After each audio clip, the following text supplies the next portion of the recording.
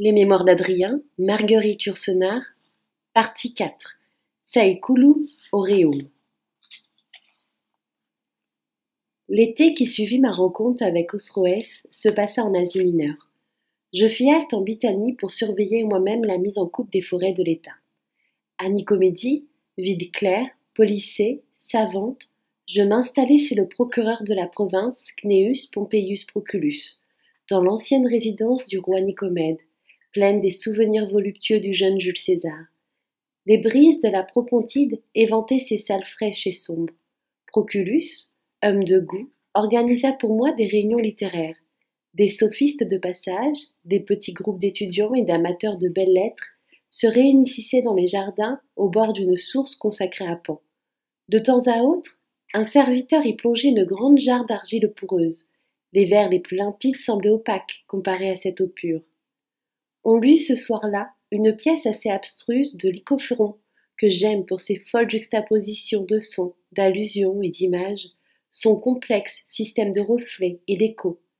Un jeune garçon placé à l'écart écoutait ces strophes difficiles avec une attention à la fois distraite et pensive, et je songeais immédiatement à un berger au fond des bois, vaguement sensible à quelques obscurs cris d'oiseaux.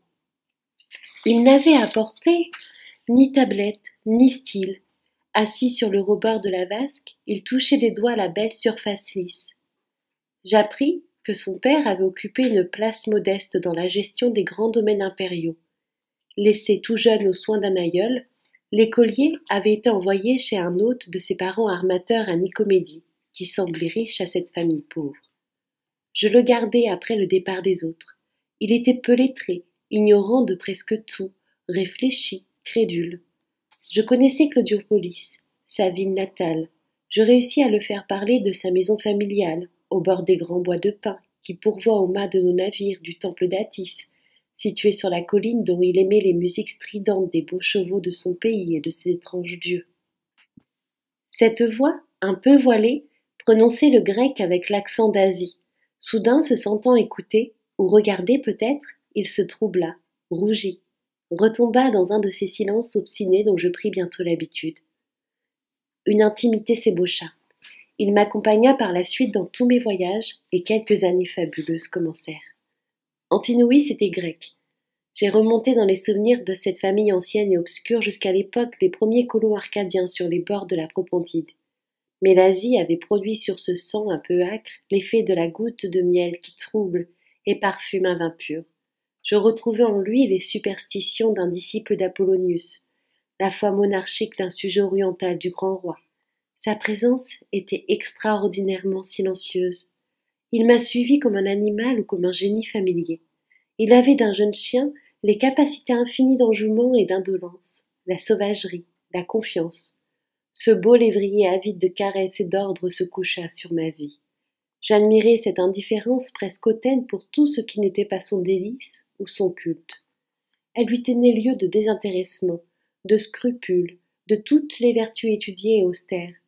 Je m'émerveillais de cette dure douceur, de ce dévouement sombre qui engageait tout l'être. Et pourtant, cette soumission n'était pas aveugle. Ses paupières, si souvent baissées dans l'acquiescement ou dans le songe, se relevaient. Les yeux les plus attentifs du monde me regardaient en face, je me sentais jugée. Mais je l'étais comme un dieu l'est par son fidèle. Mes duretés, mes accès de méfiance, car j'en eus plus tard, étaient patiemment, gravement acceptés. Je n'ai été maître absolu qu'une seule fois et que d'un seul être. Si je n'ai encore rien dit d'une beauté si visible, il ne faudrait pas voir l'espèce de réticence d'un homme trop complètement conquis. Mais les figures que nous cherchons désespérément nous échappent. Ce n'est jamais qu'un moment. Je retrouve une tête inclinée sous une chevelure nocturne, des yeux que l'allongement des paupières faisait paraître obliques, un jeune visage large et comme couché. Ce tendre corps s'est modifié sans cesse, à la façon d'une plante, et quelques-unes de ces altérations sont imputables au temps. L'enfant a changé, il a grandi. Il suffisait pour l'amollir d'une semaine d'indolence. Une après-midi de chasse lui rendait sa fermeté, sa vitesse athlétique. Une heure de soleil le laissait passer de la couleur du jasmin à celle du miel. Les jambes un peu lourdes du poulain se sont allongées. La joue a perdu sa délicate rondeur d'enfance. c'est largement creusé sous la pommette saillante, le thorax gonflé d'air du jeune coureur au long stade après les courbes lisses et polies d'une gorge de bacchante. La moue boudeuse de ses lèvres s'est chargée d'une amertume ardente, d'une satiété triste. En vérité, ce visage changeait comme si nuit et jour je l'avais sculpté. Quand je me retourne vers ces années, je crois y retrouver l'âge d'or. Tout était facile. Les efforts d'autrefois étaient récompensés par une aisance presque divine. Le voyage était jeu, plaisir contrôlé, connu, habilement mis en œuvre. Le travail incessant n'était qu'un mode de volupté. Ma vie, où tout arrivait tard, le pouvoir, le bonheur aussi, acquérait la splendeur de plein midi. L'ensoleillement des heures de la sieste où tout baigne dans une atmosphère d'or, les objets de la chambre et le corps étendu à nos côtés, la passion comblée à son innocence, presque aussi fragile que tout autre, le reste de la beauté humaine passait au rang de spectacle, cessait d'être ce gibier dont j'avais été le chasseur. Cette aventure banalement commencée enrichissait mais aussi simplifiait ma vie. La vie comptait peu. Je cessai de poser des questions aux oracles. Les étoiles ne furent plus que admirables dessins sur la voûte du ciel. Je n'avais jamais remarqué avec autant de délices la pâleur de l'aube sur l'horizon des îles, la fraîcheur des grottes consacrées aux nymphes et hantées d'oiseaux de passage, le vol lourd des cailles au crépuscule. Je relus des poètes. Quelques-uns me parurent meilleurs qu'autrefois, la plupart pires. J'écrivis des vers qui semblaient moins insuffisants que d'habitude. Il y eut la mer d'arbres, les forêts de chênes de Liège et les pinettes de la Bitanie, le pavillon de chasse aux galeries à Clairvaux où le jeune garçon, repris par la nonchalance du pays natal, éparpillant au hasard ses flèches, sa dague, sa ceinture d'or, roulait avec les chiens sur les divans de cuir. Les plaines avaient emmagasiné la chaleur du long été. Une buée montait des prairies au bord du Sangarios où galopaient des hardes de chevaux non dressés. Au point du jour, on descendait se baigner sur la perche du fleuve, froissant en chemin les hautes herbes trempées de rosée nocturne, sous un ciel d'où pendait le mince croissant de lune qui sert d'emblème à la Bitanie. Ce pays fut comblé de faveurs. Il prit même mon nom. L'hiver nous assaillit à Sinope. Je n'y augurai par un froid presque cite les travaux d'agrandissement du port, entrepris sous mes ordres par les marins de la flotte. Sur la route de Byzance, les notables firent dresser à l'entrée des villages d'énormes feux devant lesquels se chauffaient mes gardes. La traversée du Bosphore fut belle sous la tempête de neige. Il y eut les chevauchées dans la forêt trace, le vent aigre s'engouffrant dans les plis des manteaux, l'innombrable tambourinement de la pluie sur les feuilles et sur le toit de la tente, la halte au camp de travailleurs où allait s'élever Andrénople, les ovations des vétérans, des guerriers d'As, la terre molle d'où sortiraient bientôt des murs et des tours. Une visite aux garnisons du Danube me ramena au printemps dans la bourgade prospère qu'est aujourd'hui Sarmizegetus. L'enfant bithynien portait au poignet un bracelet du roi des Sébales. Le retour en Grèce se fit par le nord. Je m'attardai longuement dans la vallée de Tempée tout éclaboussée d'eau vive. Le baie blonde précéda l'Attique couleur de vin rose. Athènes ne fut qu'effleurée. À Éleusis, au cours de mon initiation au mystère, je passai 3 jours et 3 nuits mêlés à la foule des pèlerins qu'on recevait pendant cette même fête. La seule précaution qu'on eût prise était d'interdire aux hommes le port du couteau. J'emmenai Antinoïs dans l'Arcadie de ses ancêtres. Les forêts y restaient aussi imprenables qu'au temps où ces antiques chasseurs de loups y avaient vécu. Parfois, d'un coup de fouet, un cavalier effarouchait une vipère. Sur les sommets pierreux, le soleil flambait comme au fort de l'été. Le jeune garçon, adossé au rocher, sommeillait la tête sur la poitrine, les cheveux frôlés par le vent, espèce d'endémion du plein jour.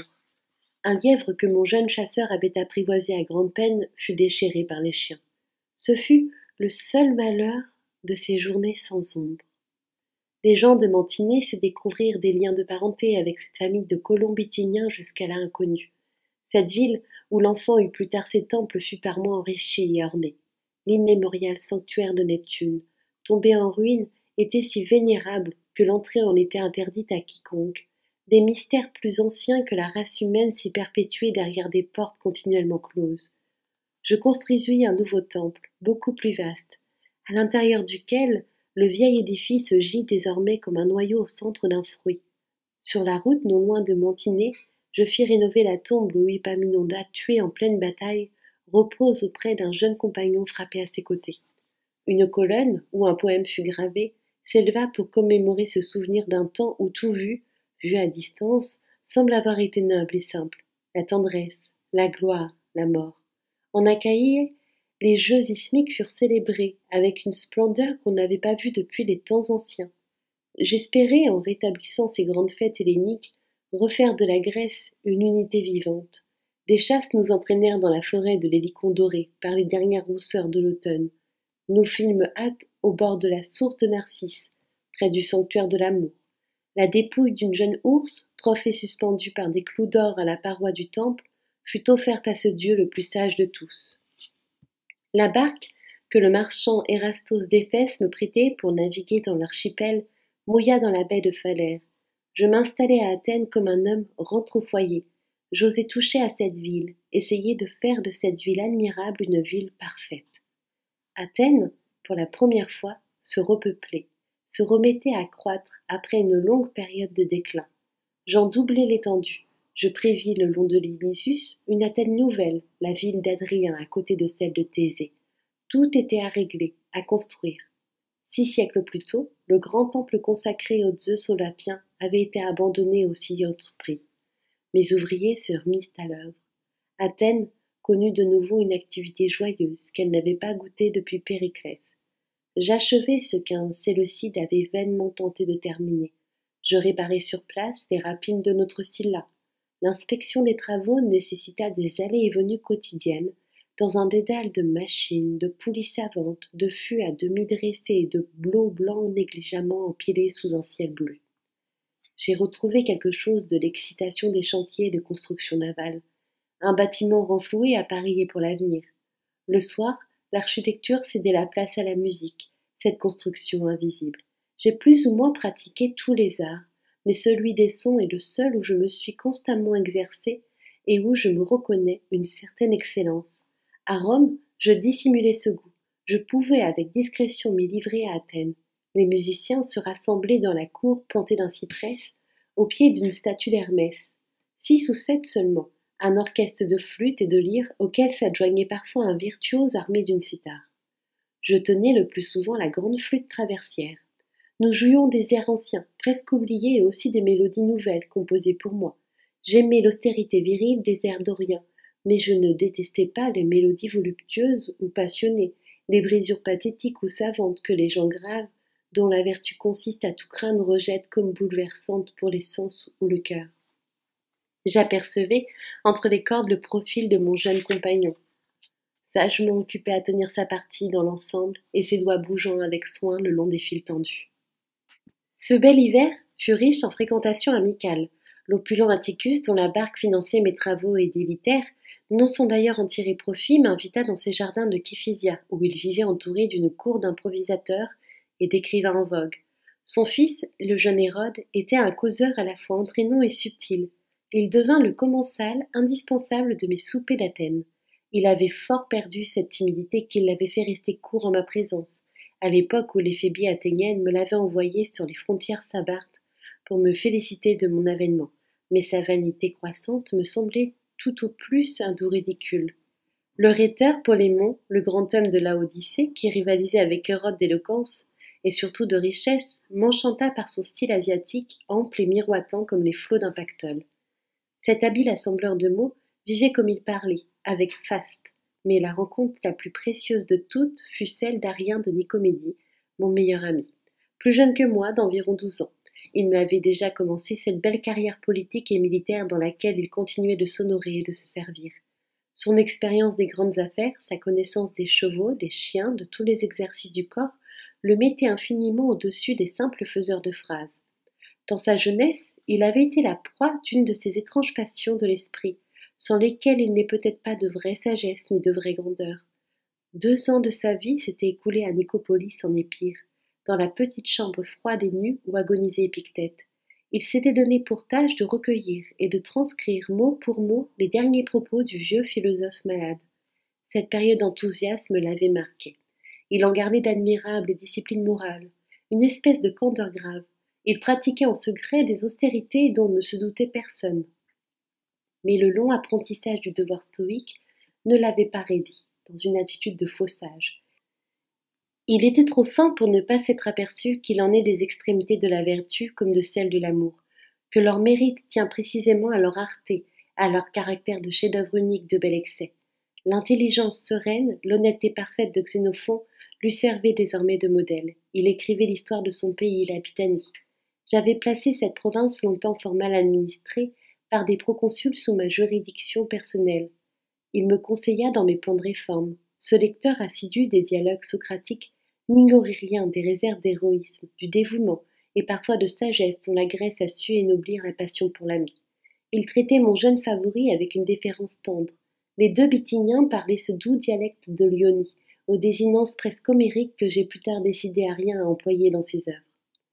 Athènes avait à cette époque son philosophe de la vie frugale, Démonax, menait dans une cabane du village de Colonne une existence exemplaire et gaie. Ce n'était pas Socrate. Il n'en avait ni la subtilité ni l'ardeur, mais j'aimais sa bonhomie moqueuse. L'acteur comique Aristomène, qui interprétait avec verve la vieille comédie attique, fut un autre de ses amis au cœur simple. Je l'appelais ma perdrix grecque, court, gras, joyeux, comme un enfant ou comme un oiseau. Il était plus renseigné que personne sur les rites, la poésie, les recettes de cuisine d'autrefois. Il m'amusa et m'instruisit longtemps. Antinous s'attacha vers ce temps-là. Le philosophe Chabrias, platonicien frotté d'orphisme, le plus innocent des hommes qui voit à l'enfant une fidélité de chien de garde, plus tard reportée sur moi. 11 ans de vie de cour ne l'ont pas changé. C'est toujours le même être candide, dévot, chastement occupé de songes, aveugle aux intrigues et sourd aux rumeurs. Il m'ennuie parfois, mais je ne m'en séparerai qu'à ma mort. Mes rapports avec le philosophe stoïque Euphrastès furent de durée plus brève. Il s'était retiré à Athènes, après d'éclatants succès à Rome. Je le pris comme lecteur, mais les souffrances que lui causait de longue date un abcès au foie et l'affaiblissement qui en résultait le persuadèrent que sa vie ne lui offrait plus rien qui valût la peine de vivre. Il me demanda la permission de quitter mon service par le suicide. Je n'ai jamais été l'ennemi de la sortie volontaire. J'y avais pensé comme à une fin possible au moment de la crise qui précéda la mort de Trajan. Ce problème du suicide, qui m'a obsédé depuis, me semblait alors de solution facile. Euphrastès eut l'autorisation qu'il réclamait. Je la lui fis porter par mon jeune Bitynien, peut-être parce qu'il m'aurait plu à moi-même de recevoir des mains d'un tel messager cette réponse finale. Le philosophe se présenta au palais le soir même pour une causerie qui ne différait en rien des précédentes. Il se tua le lendemain. Nous reparlâmes plusieurs fois de cet incident. L'enfant en demeura assombré durant quelques jours. Ce bel être sensuel regardait la mort avec horreur. Je ne m'apercevais pas qu'il y pensait déjà beaucoup. Pour moi, je comprenais mal qu'on quittât volontairement un monde qui me paraissait beau, qu'on n'épuisa pas jusqu'au bout, en dépit de tous les mots, la dernière possibilité de pensée, de contact et même de regard. J'ai bien changé depuis. Les dates se mélangent. Ma mémoire se compose une seule fresque où s'entassent les incidents et les voyages de plusieurs saisons. La barque luxueusement aménagée du marchand Erastos d'Éphèse tourna sa proue vers l'Orient, puis vers le sud, enfin vers cette Italie qui devenait pour moi l'Occident. Rhodès fut touchée 2 fois. Délos, aveuglante de blancheur, fut visitée d'abord par un matin d'avril et plus tard sous la pleine lune du solstice. Le mauvais temps sur la côte des Pyres me permit de prolonger une visite à Dodone. En Sicile, nous nous attardâmes quelques jours à Syracuse pour explorer le mystère des sources. Athénus, Cyanée, belle nymphe bleue. Je donnai une pensée à Licinius Sura, qui avait jadis consacré ses loisirs d'homme d'État à étudier les merveilles des eaux. J'avais entendu parler des érisations surprenantes de l'aurore sur la mer d'Ionie, contemplée du haut de l'Etna. Je décidai d'entreprendre l'ascension de la montagne. Nous passâmes de la région des vignes à celle de la lave, puis de la neige. L'enfant aux jambes dansantes courait sur ces pentes difficiles. Les savants qui m'accompagnaient montèrent à dos de mule. Un abri avait été construit au fait pour nous permettre d'y attendre l'aube. Elle vint. Une immense écharpe d'iris se déploya d'un horizon à l'autre. D'étranges feux brillèrent sur les glaces du sommet. L'espace terrestre et marin s'ouvrit au regard jusqu'à l'Afrique visible et la Grèce devinée. Ce fut l'une des cimes de ma vie. Rien n'y manqua, ni la frange dorée d'un nuage, ni les aigles, ni les chansons d'immortalité. Saison alcyonienne, solstice de mes jours, loin de surfaire mon bonheur à distance, je dois lutter pour n'en pas affadir l'image. Son souvenir même est maintenant trop fort pour moi. Plus sincère que la plupart des hommes, j'avoue sans embâche les causes secrètes de cette félicité. Ce calme si propice aux travaux et aux disciplines de l'esprit me semble l'un des plus beaux effets de l'amour, et je m'étonne que ces joies si précaires, si rarement parfaites au cours d'une vie humaine, sous quelques aspects d'ailleurs que nous les ayons cherchées ou reçues, soient considérées avec tant de méfiance par tant de prétendus sages qu'il en redoute l'accoutumance, et l'excès au lieu d'en redouter le manque et la perte, qu'ils passent à tyranniser leur sens un temps mieux employé à régler ou à embellir leur âme. À cette époque, je m'étais à affermir mon bonheur, à le goûter, à le juger aussi, cette attention constante que j'avais toujours donnée aux moindres détails de mes actes, et qu'est la volupté elle-même, sinon un moment d'intention passionnée du corps. Tout bonheur est un chef-d'œuvre. La moindre erreur, la fausse, la moindre hésitation, l'altère, la moindre lourdeur, le départ, la moindre sottise et la bêtise. Le mien n'est responsable en rien de celle de mes imprudences qui plus tard l'ont brisé. Tant que j'ai agi dans son sens, j'ai été sage. Je crois encore qu'il eût été possible à un homme plus sage que moi d'être heureux jusqu'à sa mort. C'est quelque temps plus tard, en Phrygie, sur les confins où la Grèce et l'Asie se mélangèrent, que j'eus de ce bonheur l'image la plus complète et la plus lucide. Nous campions dans un lieu désert et sauvage, sur l'emplacement de la tombe d'Alcibiade qui mourut là-bas, victime des machinations de satrapes. J'avais fait placer sur ce tombeau négligé depuis des siècles une statue en marbre de Paros, l'effigie de cet homme qui est l'un de ceux que la Grèce a le plus aimé. J'avais aussi donné l'ordre qu'on y célébrât chaque année certains rites commémoratifs. Les habitants du village voisin s'étaient joints aux gens de mon escorte pour la première de ces cérémonies. Un jeune taureau fut sacrifié. Une partie de la chair fut prélevée pour le festin du soir. Il y eut une course de chevaux improvisée dans la plaine, des danses auxquelles le Bithynien prit part avec une grâce fougueuse. Un peu plus tard, au bord du dernier feu, rejetant en arrière sa belle gorge robuste, il chanta. J'aime à m'étendre auprès des morts pour prendre ma mesure. Ce soir-là, je comparais ma vie à celle d'un grand jouisseur vieillissant qui, tombant percé de flèches à cette place même, défendue par un jeune ami et pleurée par une courtisane d'Athènes. Ma jeunesse n'avait pas prétendu au prestige de celle d'Alcibiade. Ma diversité égalait ou surpassait la sienne. J'avais joui tout autant, réfléchi davantage, travaillé beaucoup plus. J'avais comme lui l'étrange bonheur d'être aimé. Alcibiade a tout séduit, même l'histoire. Et cependant, il laisse derrière lui des monceaux de morts athéniens abandonnés dans les carrières de Syracuse, une patrie chancelante, les dieux des carrefours sottement mutilés par ses mains. J'avais gouverné un monde infiniment plus vaste que celui où l'Athénien avait vécu. J'y avais maintenu la paix, je l'avais gréé comme un beau navire appareillé pour un voyage qui durera des siècles. J'avais lutté de mon mieux pour favoriser le sens du divin dans l'homme, sans pourtant y sacrifier l'humain. Mon bonheur m'était un paiement. Il y avait Rome, mais je n'étais plus forcée de ménager, de rassurer, de plaire. L'œuvre du Principat s'imposait. Les portes du temple de Janus, qu'on ouvre en temps de guerre, restaient closes. Les intentions portaient leurs fruits. La prospérité des provinces refluait sur la métropole. Je ne refusais plus le titre de père de la patrie qu'on m'avait proposé à l'époque de mon avènement. Celui-ci ne m'en aimait pas moins. Mais cet homme-là ne savait pas attendre. Il était plus pressé que nature. Quand en avril il avait planté dans les pots de faïence de son salon des pieds de réseda ou de volubilis, chaque matin il allait régulièrement les tirer par les feuilles afin de hâter leur croissance. Avec un pareil original, il n'y avait qu'à obéir. Je me précipitai donc dans son cabinet. Plotine n'était plus. Durant un précédent séjour en ville, j'avais revu pour la dernière fois cette femme au sourire un peu las, que la nomenclature officielle me donnait pour mère et qui était bien davantage. Mon unique amie. Cette fois, je ne retrouvais d'elle qu'une petite urne déposée sous la colonne Trajane. J'assistais moi-même aux cérémonies de l'apothéose. Contrairement à l'usage impérial, j'avais pris le deuil pour une période de 9 jours. Mais la mort changeait peu de choses à cette intimité qui depuis des années se passait de présence. L'impératrice restait ce qu'elle avait toujours été pour moi, un esprit, une pensée à laquelle s'était mariée la mienne. Certains des grands travaux de construction s'achevaient. Le Colisée réparé, lavé des souvenirs de Néron qui était encore son site, était orné à la place de l'image de cet empereur d'une effigie colossale du soleil, Hélios roi, par une allusion à mon nom gentiment Hélius.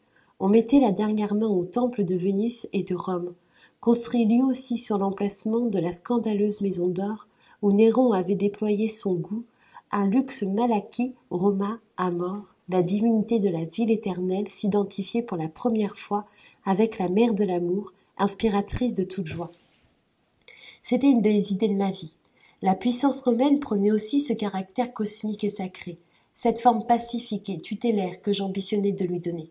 Il m'arrivait parfois d'assimiler l'impératrice morte à cette Vénus sage, conseillère divine. De plus en plus, toutes les déités m'apparaissaient mystérieusement fondues en un tout. Émanations infiniment variées, manifestations égales d'une même force. Leur contradiction n'était qu'un mode de leur accord. La construction d'un temple à tous les dieux, d'un panthéon s'était imposée à moi. J'en avais choisi l'emplacement sur les débris d'anciens bains publics offerts au peuple romain par Agrippa, le gendre d'Auguste. Rien ne restait du vieil édifice qu'un portique et que la plaque de marbre d'une dédicace au peuple de Rome. Celle-ci fut soigneusement replacée telle quelle au fronton du nouveau temple. Il m'importait peu que mon nom figurât sur ce monument qui était ma pensée. Il me plaisait au contraire qu'une inscription vieille de plus d'un siècle l'associât au début de l'Empire, au règne apaisé d'Auguste. Mais là où j'innovais, j'aimais à me sentir avant tout un continuateur. Par-delà Trajan et Nerva, devenus officiellement mon père et mon aïeul, je me rattachais même à ces 12 Césars si maltraités par Suétone. La lucidité de Tibère, moins sa dureté. L'érudition de Claude, moins sa faiblesse. Le goût des arts de Néron, mais dépouillé de toute vanité, sotte. La bonté de Titus, moins sa fadeur. L'économie de Vespasien, sans sa lésinerie ridicule, formait autant d'exemples que je me proposais à moi-même. Ces princes avaient joué leur rôle dans les affaires humaines. C'était à moi qu'il incombait désormais de choisir entre leurs actes ceux qu'il importait de continuer, de consolider, les meilleurs, de corriger les pires, jusqu'au jour où d'autres hommes plus ou moins qualifiés mais également responsables se chargeraient d'en faire autant des miens. La dédicace du temple de Vénus et de Rome fut une espèce de triomphe accompagné de courses de chars, de spectacles publics, de distribution d'épices et de parfums. Les 24 éléphants qui avaient amené à pied d'œuvre ces énormes blocs, diminuant d'autant le travail forcé des esclaves, prirent place dans le cortège monolithe vivant. La date choisie pour cette fête était le jour anniversaire de la naissance de Rome, le 8e jour qui suit les ides d'avril de l'an 882, après la fondation de la ville. Le printemps romain n'a jamais été plus doux, plus violent ni plus beau. Le même jour, avec une solennité plus grave et comme assourdie, une cérémonie dédicatoire eut lieu à l'intérieur du Panthéon. J'avais corrigé moi-même les plans trop timides de l'architecte Apollodore, utilisant les arts de la Grèce comme une simple ornementation, un luxe ajouté. J'étais remonté pour la structure même de l'édifice au temps primitif et fabuleux de Rome, au temple rond de l'Étrurie antique. J'avais voulu que ce sanctuaire de tous les dieux reproduisît la forme du globe terrestre et de la sphère stellaire du globe où se renferment les semences du feu éternel, de la sphère creuse qui contient tout. C'est aussi la forme de ces huttes ancestrales où la fumée des plus anciens foyers humains s'échappait par un orifice situé au faîte. La coupole, construite d'une lave dure et légère qui semblait participer encore au mouvement ascendant des flammes, communiquait avec le ciel par un grand trou alternativement noir et bleu. Ce temple ouvert et secret était conçu comme un cadran solaire. Les heures tourneraient en rond sur ces caissons soigneusement polis par les artisans grecs. Le disque du jour y resterait suspendu comme un bouclier d'or. La pluie formerait sur le pavement une flaque pure. La prière s'échapperait comme une fumée vers ce vide où nous mettons les dieux. Cette fête fut pour moi une de ces heures où tout converge. Debout au fond de ce puits de jour, j'avais à mes côtés le personnel de mon principat, les matériaux dont se composait mon destin déjà plus qu'à demi édifié d'hommes mûrs. Je reconnaissais l'austère énergie de Marcius Turbo, serviteur fidèle, la dignité grondeuse de Servianus, dont les critiques chuchotaient à voix de plus en plus basse ne m'atteignaient plus, l'élégance royale de Lucius Quironus, et un peu à l'écart, dans cette claire pénombre qui sied aux apparitions divines, le visage rêveur du jeune grec en qui j'avais incarné ma fortune. Ma femme, présente elle aussi, venait de recevoir le titre d'impératrice. Depuis longtemps déjà, je préférais les fables concernant les amours et les querelles des dieux aux commentaires maladroits des philosophes sur la nature divine. J'acceptais d'être l'image terrestre de ce Jupiter, d'autant plus Dieu qu'il est homme, soutien du monde, justice incarnée, ordre des choses, amant des Ganymèdes et des Europes, époux négligent d'une Junon amère. Mon esprit, disposé à tout mettre ce jour-là dans une lumière sans ombre, comparer l'impératrice à cette déesse en l'honneur de qui, durant une récente visite à Argos, j'avais consacré un pan doré orné de pierres précieuses. J'aurais pu me débarrasser par là, avec le divorce de cette femme point aimée. Homme privé, je n'eusse pas hésité à le faire. Mais elle me gênait fort peu, et rien dans sa conduite ne justifiait une insulte si publique. Jeune épouse, elle s'était offusquée de mes écarts, mais à peu près comme son oncle s'irritait de mes dettes. Elle assistait aujourd'hui sans paraître s'en apercevoir aux manifestations d'une passion qui s'annonçait longue. Comme beaucoup de femmes peu sensibles à l'amour, elle en comprenait mal le pouvoir. Cette ignorance excluait à la fois l'indulgence et la jalousie. Elle ne s'inquiétait que si ses titres ou sa sécurité se trouvaient menacés, ce qui n'était pas le cas. Il ne lui restait rien de cette grâce d'adolescente qui m'avait brièvement intéressée autrefois. Cette Espagnole prématurément vieillie était grave et dure. Je savais gré à sa froideur de n'avoir pas pris d'amant. Il me plaisait qu'elle supportait avec dignité ces voiles de matrone qui étaient presque des voiles de veuve. J'aimais assez qu'un profil d'impératrice figurât sur les monnaies romaines, avec au revers une inscription tantôt à la pudeur, tantôt à la tranquillité. Il m'arrivait de penser à ce mariage fictif qui, le soir des fêtes d'Éleusis, a lieu entre la grande prêtresse et Hiérophante. Mariage qui n'est pas une union, ni même un contact, mais qui est un rite, et sacré comme tel. La nuit qui suivit ces célébrations, du haut d'une terrasse, je regardais brûler Rome. Ces feux de joie valaient bien les incendies allumés par Néron. Ils étaient presque aussi terribles. Rome, le creuset, mais aussi la fournaise et le métal qui bout, le marteau, mais aussi l'enclume, la preuve visible des changements et des recommencements de l'histoire, l'un des lieux où l'homme aura le plus tumultueusement vécu. La conflagration de Troie, d'où un fugitif s'était échappé, emportant avec lui son vieux père, son jeune fils et ses lards, aboutissait ce soir-là à ces grandes flammes de fête. Je songeais aussi, avec une sorte de terreur sacrée, aux embrasements de l'avenir, ces millions de vies passées, présentes et futures, ces édifices récents, nés d'édifices anciens, et suivis eux-mêmes d'édifices à naître, me semblaient se succéder dans le temps comme des vagues. Par hasard, c'était à mes pieds cette nuit-là que ces grandes houles venaient se briser. Je passe sur ces moments de délire, où le pourpre impérial, l'étoffe sainte et que si rarement j'acceptais de porter fut jeté sur les épaules de la créature qui devenait pour moi mon génie.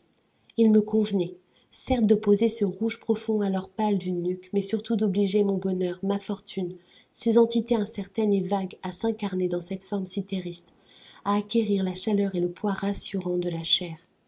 Les murs solides de ce palatin que j'habitais si peu, mais que je venais de reconstruire, oscillaient comme les flancs d'une barque. Les tentures écartées pour laisser entrer la nuit romaine étaient celles d'un pavillon de poupe. Les cris de la foule étaient le bruit du vent dans les cordages. L'énorme écueil aperçu au loin dans l'ombre, les assises gigantesques de mon tombeau qu'on commençait à ce moment d'élever sur les bords du Tibre, ne m'inspiraient ni terreur, ni regret, ni vaine méditation sur la brièveté de la vie. Peu à peu, la lumière changea.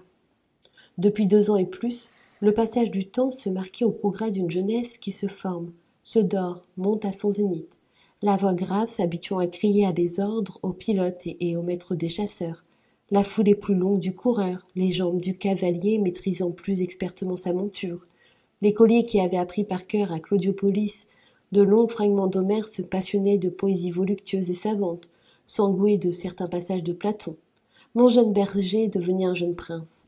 Ce n'était plus l'enfant zélé qui se jetait de cheval, aux haltes pour m'offrir l'eau des sources puisées dans ses paumes. Le donateur savait maintenant l'immense valeur de ses dons. Durant les chasses organisées dans les domaines de Lucius en Toscane, j'avais pris plaisir à mêler ce visage parfait aux figures lourdes et soucieuses des grands dignitaires au profil aigu des orientaux, aux mufles épais des veneurs barbares, à obliger le bien-aimé au rôle difficile de l'ami. À Rome, des intrigues s'étaient nouées autour de cette jeune tête. De bas efforts s'étaient exercés pour capter cette influence ou pour lui en substituer quelques-unes. L'absorption dans une pensée unique douait ce jeune homme de 18 ans d'un pouvoir d'indifférence qui manque aux plus sages. Il avait su dédaigner ou ignorer tout cela. Mais la belle bouche avait pris un pli amer dont s'apercevaient les sculpteurs. J'offre ici aux moralistes une occasion facile de triompher de moi. Mes censeurs s'apprêtent à montrer dans mon malheur les suites d'un égarement, le résultat d'un excès.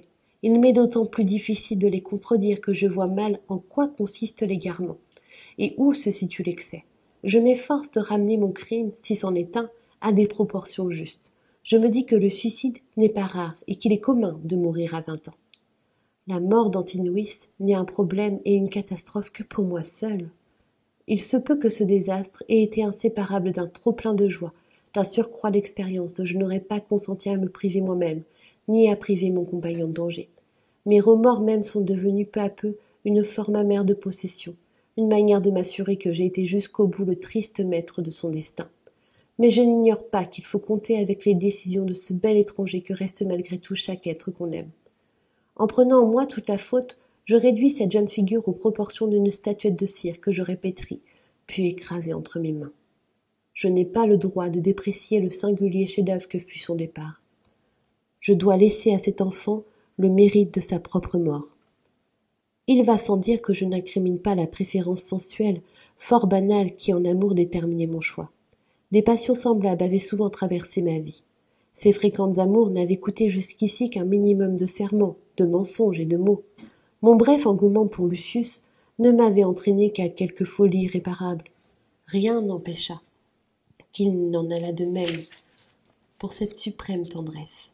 Rien sinon préciser la qualité unique par où elle se distinguait des autres. L'accoutumance nous aurait conduit à cette fin sans gloire, mais aussi sans désastre, que la vie procure à tous ceux qui ne refusent pas son doux émoussement par l'usure. J'aurais vu la passion se changer en amitié, comme le veulent les moralistes, ou en indifférence, ce qui est plus fréquent. Un être jeune se fût détaché de moi au moment où nos liens auraient commencé à me peser. D'autres routines sensuelles, ou les mêmes sous d'autres formes, se fussent établies dans sa vie. L'avenir eût contenu un mariage ni pire ni meilleur que tant d'autres, un poste dans l'administration provinciale, la gestion d'un domaine rural en Bitanie.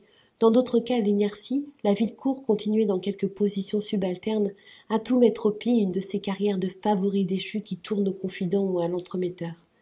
La sagesse, si j'y comprends quelque chose, consiste à ne rien ignorer de ces hasards, qui sont la vie même, quitte à s'efforcer d'écarter les pires. Mais ni cet enfant, ni moi, nous n'étions sages.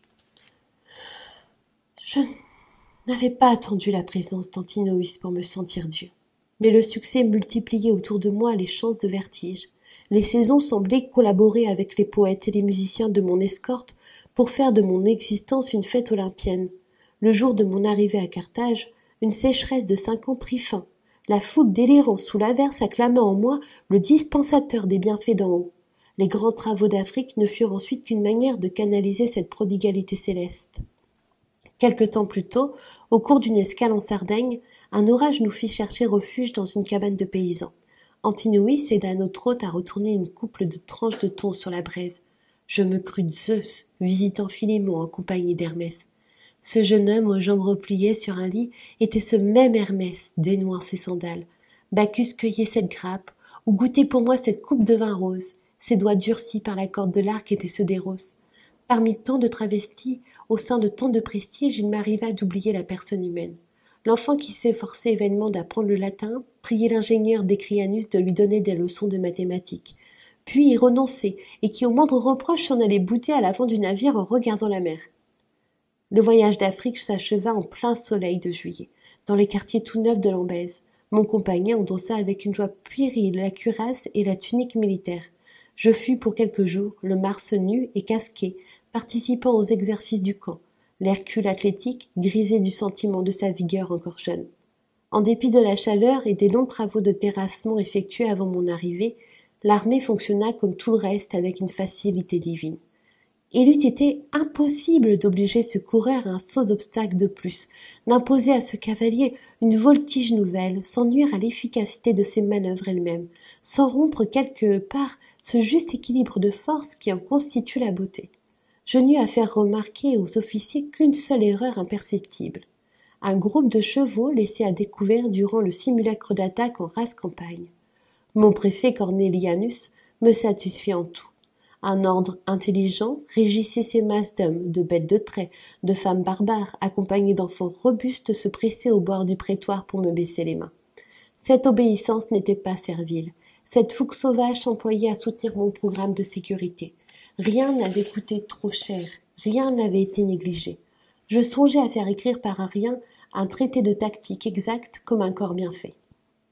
À Athènes, la dédicace de l'Olympéon donna lieu 3 mois plus tard à des fêtes qui rappelaient les solennités romaines. Mais ce qui à Rome s'était passé sur terre se situa là-bas en plein ciel. Par une blonde après-midi d'automne, je pris place sous ce portique conçu à l'échelle surhumaine de Zeus, ce temple de marbre, élevé sur le lieu où Deucalion fit cesser le déluge, semblait perdre son poids, flotter comme un lourd nuage blanc. Mon vêtement rituel s'accordait au ton du soir sur l'hymne tout proche. J'avais chargé Polémon du discours inauguratoire. Ce fut là que la Grèce me discerna ses appellations divines, où je voyais à la fois une source de prestige et le but le plus secret des travaux de ma vie. Évergète, Olapien, Épiphane, maître de tout. Et le plus beau, le plus difficile à mériter de tous ces titres, Ionin, Philène. Il y avait de l'acteur en Polémon, mais les jeux de physionomie d'un grand comédien traduisent parfois une émotion à laquelle participe toute une foule, tout un siècle. Il leva les yeux, se recueillit avant son exode, parut rassembler en lui tous les dons contenus dans ce moment du temps. J'avais collaboré avec les âges, avec la vie grecque elle-même. L'autorité que j'exerçais était moins un pouvoir qu'une mystérieuse puissance supérieure à l'homme, mais qui n'agit efficacement qu'à travers l'intermédiaire d'une personne humaine. Le mariage de Rome et d'Athènes s'était accompli. Le passé retrouvait un visage d'avenir. La Grèce repartait comme un navire longtemps immobilisé par un calme qui sent de nouveau dans ses voiles la poussée du vent. Ce fut alors qu'une mélancolie d'un instant me serra le cœur. Je songeais que les mots d'achèvement, de perfection, contiennent en eux le mot de fin. Peut-être n'avais-je fait qu'offrir une proie de plus au temps dévastateur. Nous pénétrâmes ensuite dans l'intérieur du temple, où les sculpteurs s'affairaient encore.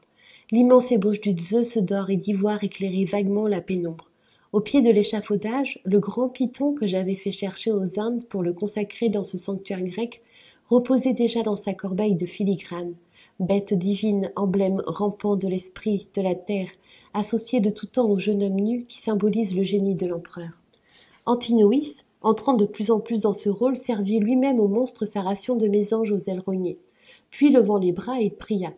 Je savais que cette prière, faite pour moi, ne s'adressait qu'à moi seule, mais je n'étais pas assez Dieu pour en deviner le sens, ni pour savoir si elle serait un jour ou l'autre exaucée. Ce fut un soulagement de sortir de ce silence, de cette pâleur bleue, de retrouver les rues d'Athènes où s'allumaient les lampes, la familiarité du petit peuple, les cris dans l'air poussiéreux du soir. La jeune figure qui allait bientôt embellir tant de monnaies du monde grec devenait pour la foule une présence amicale, un signe. Je n'aimais pas moins, j'aimais plus, mais le poids de l'amour, comme celui d'un bras tendrement posé au travers d'une poitrine, devenait peu à peu lourd à porter. Les comparses reparurent. Je me rappelle ce jeune homme dur et fin qui m'accompagna durant un séjour à Milet, mais auquel je renonçai. Je revois cette soirée de Sardes où le poète Stratone nous promena de mauvais lieu en mauvais lieu entouré de douteuses conquêtes. Ce Stratone, qui avait préféré à ma cour l'obscure liberté des tavernes de l'Asie, était un homme exquis et moqueur, avide de pouvoir, et avide de prouver l'inanité de tout ce qui n'est pas le plaisir lui-même, peut-être pour s'excuser d'y avoir sacrifié tout le reste. Et il y eut cette nuit de Smyrne, où j'obligeais l'objet aimé à subir la présence d'une courtisane. L'enfance se faisait de l'amour une idée qui demeurait austère, parce qu'elle était exclusive. Son dégoût alla jusqu'aux nausées. Puis il s'habitua. Ses vaines tentatives s'expliquent assez par le goût de la débauche. Il s'y mêlait l'espoir d'inventer une intimité nouvelle, où le compagnon de plaisir ne cesserait pas d'être le bien-aimé et l'ami. L'envie d'instruire l'autre, de faire passer sa jeunesse par des expériences qui avaient été celles de la mienne, et peut-être plus inavouée, l'intention de la ravaler, peu à peu au rang des délices banales qui n'engagent à rien. Il entrait de l'angoisse dans mon besoin de rabrouer cette tendresse ombrageuse qui risquait d'encombrer ma vie. Au cours d'un voyage en Troade, nous visitâmes la plaine du Scamandre, sous un ciel vert de catastrophes. L'inondation dont j'étais venu sur place constater les ravages changeait en îlots les tumulus des tombeaux antiques. Je trouvai quelques moments pour me recueillir sur la tombe d'Hector. Antinoïs à l'arrivée sur celle de Patrocle. Je ne sus pas reconnaître dans le jeune fan qui m'accompagnait l'émule du camarade d'Achille.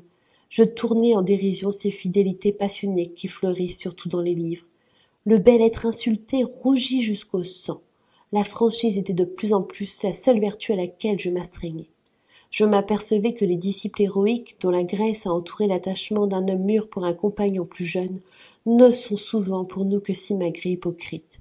Plus sensible que je ne croyais l'être aux préjugés de Rome, je me rappelais que ceux-ci font sa part au plaisir mais voient dans l'amour une manie honteuse. J'étais repris par ma rage de ne dépendre exclusivement d'aucun être. Je m'exaspérais de travers qui étaient ceux de la jeunesse, et comme tel inséparable de mon choix, je finissais par reprouver dans cette passion différente tout ce qui m'avait hérité chez les maîtresses romaines. Parfums, les apprêts, le luxe froid des parures reprirent leur place dans ma vie. Des craintes presque injustifiées s'étaient introduites dans ce cœur sombre. Je l'ai vu s'inquiéter d'avoir bientôt 19 ans. Des caprices dangereux, des colères agitant sur ce front têtu les anneaux de méduse, alternés avec une mélancolie qui ressemblait à de la stupeur, avec une douceur de plus en plus brisée. Il m'est arrivé de le frapper. Je me souviendrai toujours de ses yeux épouvantés. Mais l'idole souffletait restait l'idole, et les sacrifices expiatoires commençaient. Tous les mystères de l'Asie venaient renforcer ce voluptueux désordre de leur musique stridente. Le temps d'Éleusis s'était bien passé. Les initiations au culte secret ou bizarre, pratique plus tolérée que permise, que le législateur en moi regardait avec méfiance, convenaient à ce moment de la vie où la danse devint vertige, où le chant s'achève en cri. Dans l'île de Samothrace, j'avais été initié au mystère des Kabyres, antiques et obscènes, sacrés comme la chair et le sang. Les serpents gorgés de lait, de l'antre de Trophonios, se frottèrent à mes chevilles. Les fêtes traces d'Orphée donnèrent lieu à des sauvages rites de fraternité. L'homme d'État, qui avait interdit sous les peines les plus sévères toutes les formes de mutilation, consentit à assister aux orgies de la déesse syrienne. J'ai vu l'affreux tourbillonnement des danses ensanglantées. Fasciné comme un chevreau mis en présence d'un reptile, mon jeune compagnon contemplait avec terreur ces hommes qui choisissaient de faire aux exigences de l'âge et du sexe une réponse aussi définitive que celle de la mort et peut-être plus atroce.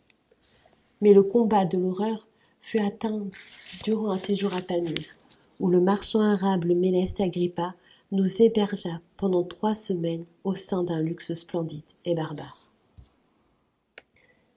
Voilà la fin de la lecture, donc c'était la première partie du chapitre 4, la seconde partie au plus vite, j'espère pouvoir demain.